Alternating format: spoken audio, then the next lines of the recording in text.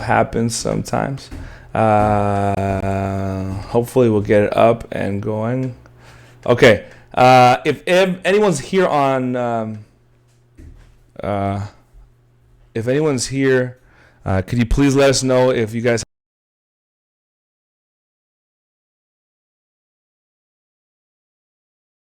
we want to go and make sure that we have audio here. Man, good looking out. Thank you very much. So are we on, Amor? Yeah. Okay, we have audio. All right, we have audio. Thank you so much, Rosie. And Jonathan Osorio, thanks for hitting me up on that. I totally blitzed. Forgot to add this audio. But it's good to have you guys. Good to have people looking out for us here. I just started looking at the comments here. Thank you, Sergio, one of the winners of our food. All right, here we go. So we're going to start our study today. And I'm going to be honest with you guys. I was really struggling on what to share for today, and I really wanted to just kind of have a bit of interaction with you guys. So whether it's on your comments or whether it's you wanting to join the Instagram live or comments through Facebook, just let me know, talk, respond, and kind of we'll interact a little bit. But I had 3 things that I wanted to talk about today, and they're kind of different. It's not really structured like a meditational thought or a sermon. But I was thinking today, life has really been like wild, and for me as a pastor, as you can see, right, like all these technical difficulties, everything here, streaming, being a pastor online has really challenged me in a way where I didn't expect before, right? Like I'm a people person. I like seeing people. I like shaking hands. I like giving hugs. And really, this has changed a lot for me. And I can't imagine that some of you guys are going through similar situations where maybe your work changed on you. And now maybe you're a teacher and you're teaching from home. Or maybe you're a nurse and now the conditions are crazy, or a respiratory therapist, or you're a doctor. And things are just kind of really different. And I've been kind of thinking, like, how do we cope with this? How do we cope with changes? How do we cope with just the craziness of the situation that we're living in? And I kind of came up with 3 things, and I would like for you guys to kind of give me some feedback on what you guys think. And that's basically what we're going to do. Just 3 things that I think will help us go through this craziness of change that none of us were expecting and none of us foresaw. And really, hopefully, you guys can respond and give me some feedback, and I'll go ahead and mention it here so everybody can see what you guys have said. The first thing I wanted to talk about was slowing down. Now, you'd think, right? You'd think that if we were told that we can't go to work, if we were told we can't go to anything that's not essential, only to like buy groceries and things that you absolutely needed, you would think that it would be easier to slow down. But for some odd reason, like for some crazy reason, it feels like this machine of life kind of has a grip on us, right? It kind of has its hold on everything. And whether it's kind of like new storylines that are coming out, that they found out where the coronavirus is coming from, or they're finding out a new death toll, or you're on the news, or whether you're like kind of just zooming through all of Netflix, right? And you're like done with Netflix.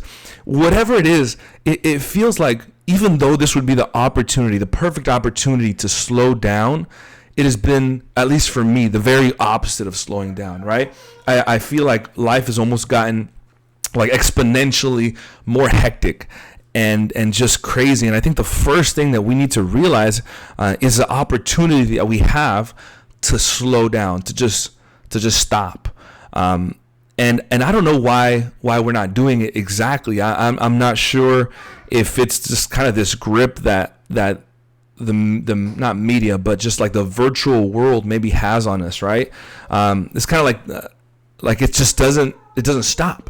And unless we stop, unless we make an intentional effort to slow down, life keeps going. And I'm kind of scared of this. If you guys agree with me, or if you guys disagree with me, go ahead and mention it, throw it out there in the comments. I'm talking about slowing down. I feel like life has not slowed down, right? Even though we are kind of on lockdown, life has not slowed down. I feel like if we just oh man, I lost my train of thought. Oh, okay. So if we manage somehow to get through this, right? And we look back, I'm almost certain, like I'm fairly certain that when we look back, we're gonna be like, man, like that time just sped on by. Like we're gonna look back, like we were talking just like with Paul earlier, right? Like pre-coronavirus or like post-coronavirus, and it's gonna be like kind of this thing that we refer to, but this time is gonna have gone by so fast, even though you were at home doing nothing, or even though like life slowed down 1,000,000%, right? For kids, if you're still going through school, you'll realize that this is just going to be like a blink of an eye, and then maybe, I don't know, graduation for you. I'm not sure what's going to happen, right? But this is going to go by so fast. But I think it's still the perfect opportunity because we have more time to slow down, whatever that means for you. I'm not sure, right? I think we all need to slow down in different ways, but whatever that means for you, I think it's important to be aware of the opportunity that we have to just stop. You know, if you've been on your phone and you can see that your phone usage time is like 10 hours a day, slow down. You know, if you've been reading the news and you've gone through 20 articles just today, slow down, right? Like if you've been working, maybe you're working from home. Today, I admit to you, I did a lot less work from home. I slowed down. I watched Frozen with my daughters, and they loved it, right? Like, and I watched Frozen 2 also. Like, I slowed down today. That was how I just stopped, right?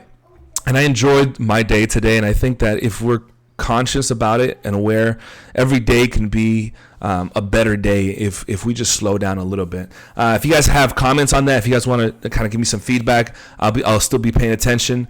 So the first thing is slowing down, right? In this craziness of chaos, slow down. The second thing is find something to smile about. Find something to smile about. Today was a really, really rainy day. It's still kind of coming down out there. But I noticed something, and I'm with my daughters here at home, and we have a trampoline in the back, and they're crazy, and they love to be outdoors, right? But when it rains, they have to be inside because it's just freezing outside, right? And they don't like to put shoes on or anything, so they're barefoot out in water and stuff. That can't happen. So I bring them inside, but as soon as there is like a glimpse of sunlight, like my daughter's at the window, like just staring out, and as soon as there's like a little tiny bit of light, my daughter just runs. She just jets outside, right? And I realized that, like, today as I was watching her play outside, she's playing outside, and it's literally so sunny where she is. Excuse me. She's so sunny where she's at. But then in the background, like, I can see all the clouds, and I can see like this doom, like all the like rain coming down in the back. So it's like an interesting picture, right? That in the middle of like a storm, literally in the middle of like crazy rain, there was this like glimmer of sun, and she went out and she made the most of it, right? And that shocked me, and I loved it because I think for us, we get caught up in the fact that there's just this terrible moment happening. And we forget that even in terrible moments, even if in chaos, there's always a reason to smile. There's always a reason to be joyful about something. And it might be a little harder to find for a lot of people. I know some people are suffering a lot right now without jobs or being placed in positions where they're having to make some really tough decisions. People are in storms right now, but there's always, even in storms, glimmers of hope and things that we can find to smile about, right? And when those moments come, I think that helps us get through the larger storm. It helps us to kind of stop and smile about the situation, and smile about the things that are still there that can make us happy. You know, your family, your loved ones. You know, maybe a roof over your head still. I'm not sure, but there's always something that we can smile about. That's the second thing. So the first thing to help get through this chaos and commotion and craziness, first thing is slow down. Right, whatever that means for you. We talked about different scenarios. Whatever it means for you, slow down. The second thing is find something to smile about, right? Even in the storms, you still have glimmers of sunshine where you can kind of look up at the sky and see the storm, but just smile because there's sun in your face, right? Like, find those moments to smile about. And the third thing is connect. Now, we're here on Facebook, and we're connecting with a few people, right? At least that's what we think we're doing. And it's very easy to see somebody's name that they liked your picture, or see somebody that they're following you on your story, or they've seen your story and they've responded.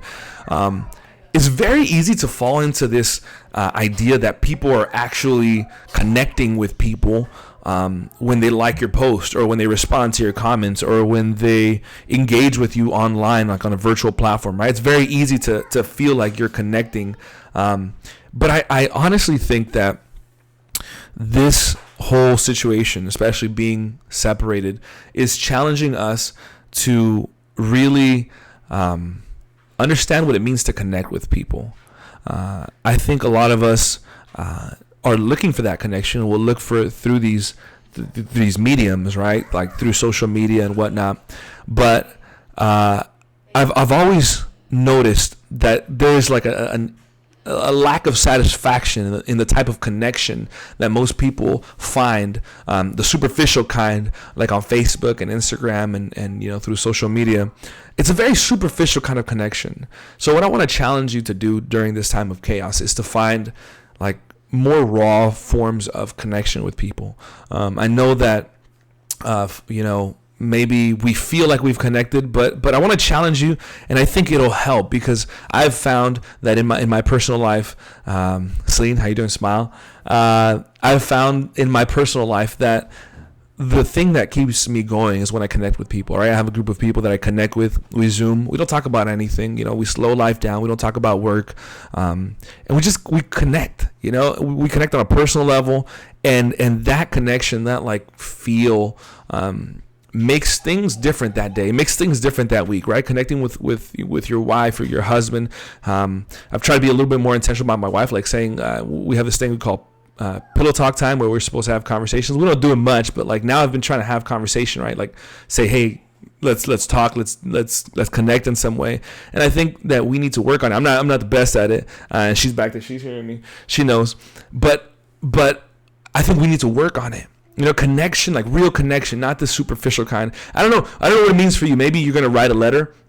Thank you, Eddie. I like my background too. My wife's back there.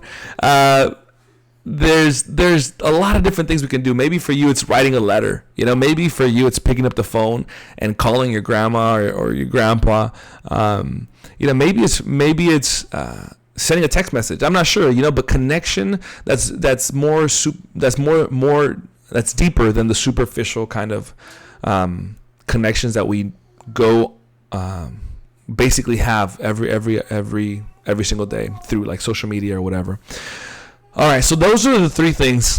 If you guys disagree, please tell me. If you guys think I'm crazy, go ahead and tell me.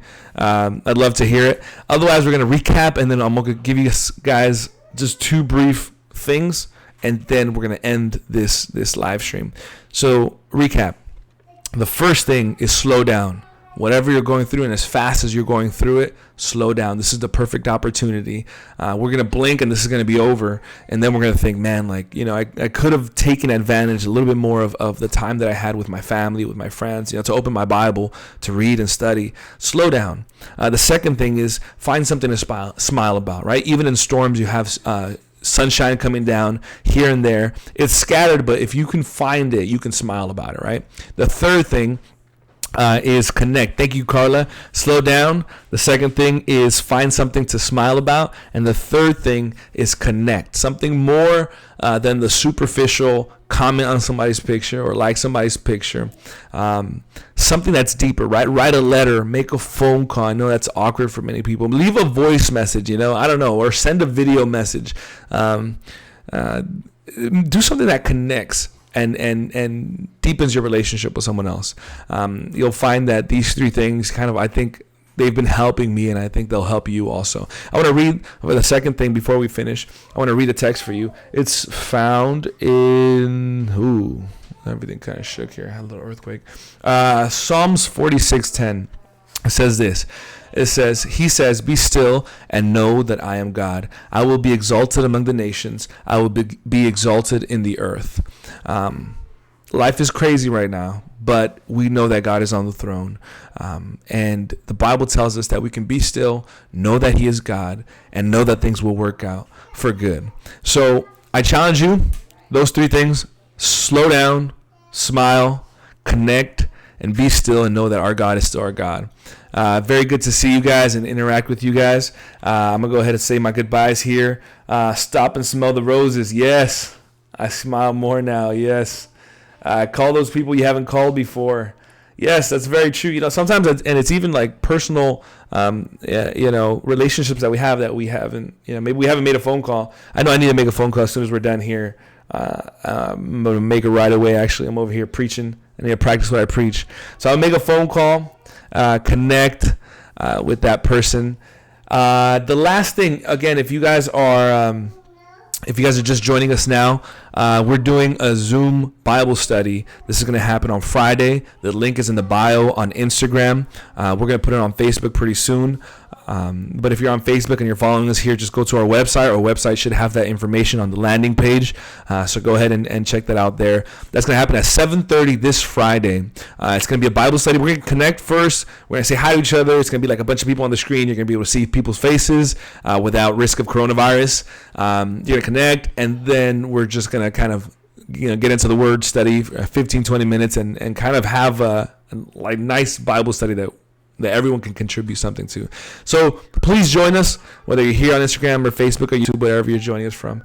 Join us. We'd love to have you guys. And I think that's it. The rest of you guys, take care. Love you guys. Miss you guys. Don't forget to not go out and keep your social distance. Take care, everybody. I think we're going to end our live stream now. So you guys continue to be good and take care. See you guys. All right, we're stopped.